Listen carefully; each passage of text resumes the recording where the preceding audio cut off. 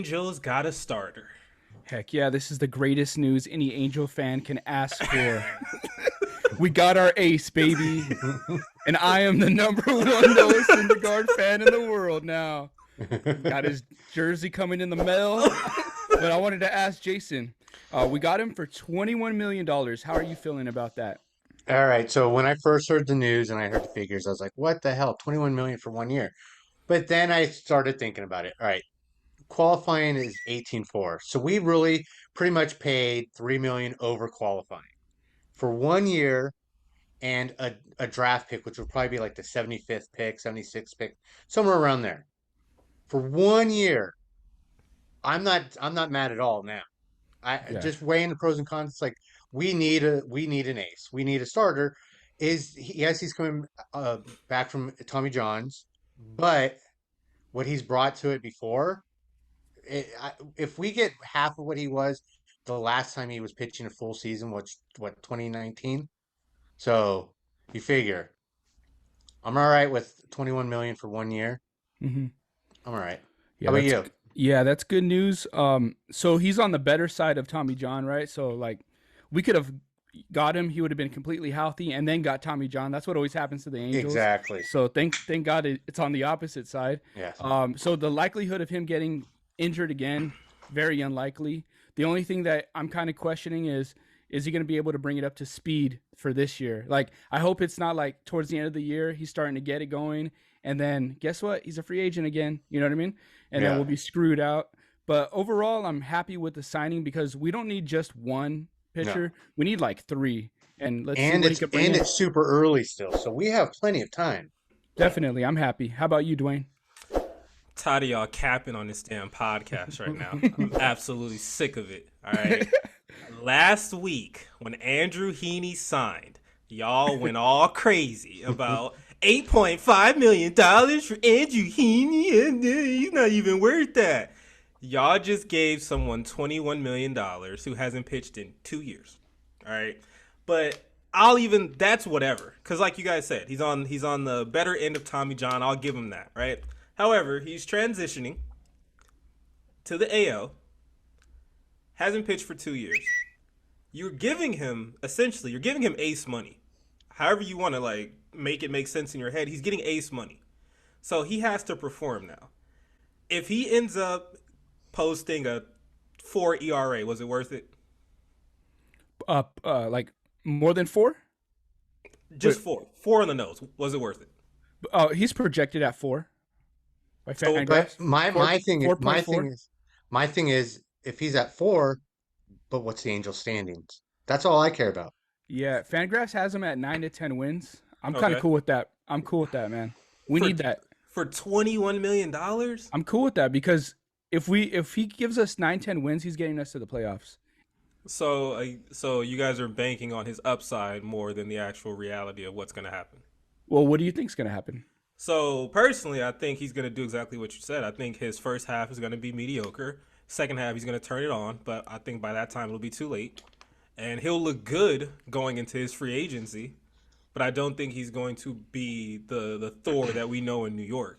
My issue with the signing is $21 million for one pitcher, where I feel like there's a lot of alternatives that would have given you the same numbers. Well, how much are the Dodgers paying David Price for 39 games in 2 seasons? Nothing, because Boston took a huge portion of his contract. So, but they're still paying some money on that. Not to the amount of what you're talking about with Syndergaard.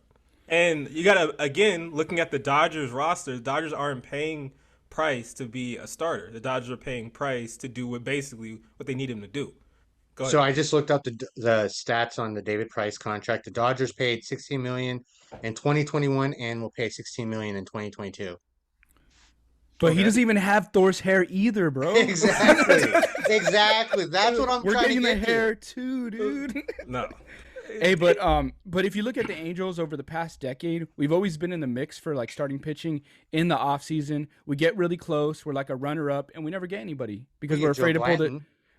Oh yeah, and Dylan Bundy. We get them. Joe Blanton did very well for the Dodgers, I want to say. Like, we're always runner-up. We never pull the trigger early enough. Like we're never like overpaying, which you have to do in the offseason. If you don't overpay, you get nobody.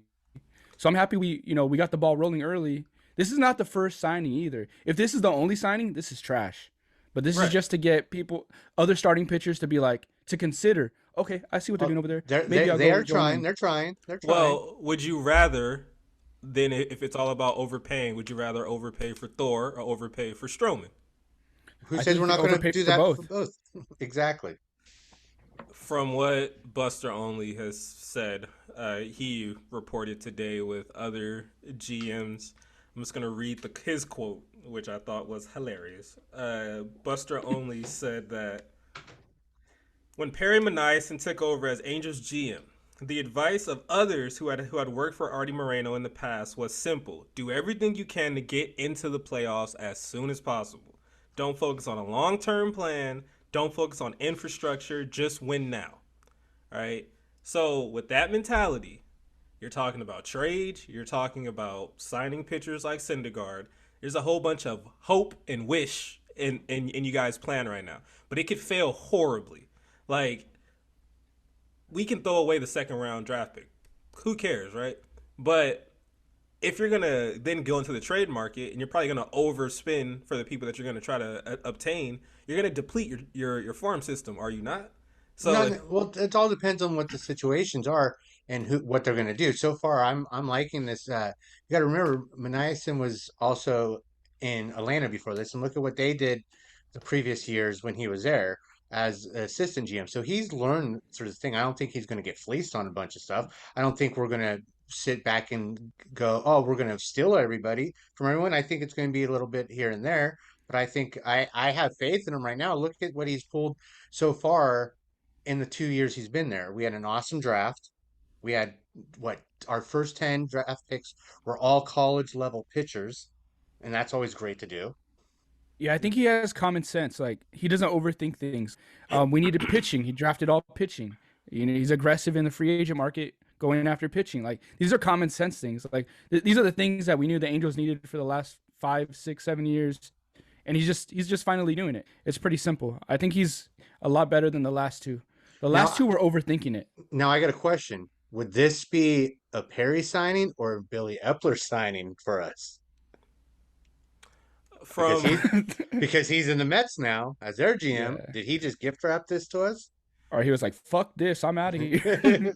But that's something I kind of wanted to hit on because the rumors had Syndergaard going back to the Mets. He wanted to go back to the Mets, and then he declined the qualifying offer, and then we're here, right? So now he's with the Angels. Something that I wanted to also touch on is we talked about it a couple weeks ago, and people thought we were kidding when we said Ohtani saying what he said to the media, Trout going out and now being like, hey, I want Scherzer and all these things.